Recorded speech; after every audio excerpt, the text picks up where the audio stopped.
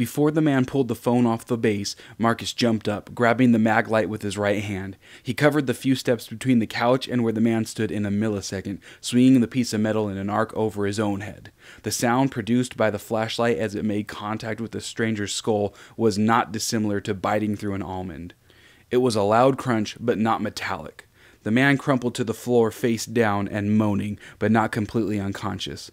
The phone continued to ring, louder and louder it seemed, as the man reached with his right hand towards the small of his back. It was just then that Cole noticed where he was reaching for, a gun in his waistline. Cole jumped up over to the man and kicked his arm away from the gun. He stomped several times on the arm. At first it was quite instinctual in a protective kind of way, but then the rage and all the emotion came back and he kept stomping. It was no longer instinct. Each stomp brought with it a crackling noise from the different part of the man's hand and wrist. The phone rang again. Marcus continued to bludgeon the man's head with the flashlight. The phone rang again.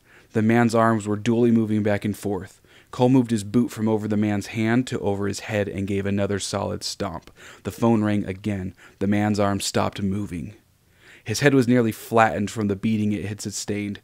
Blood was puddling around his open skull. It was splattered on the television screen and covered the clothing that Cole and Marcus wore. They were both slightly out of breath from the exertion of concaving the man's head.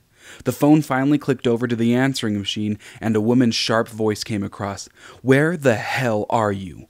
I drop off $78,000 in cash, and now I don't hear from you?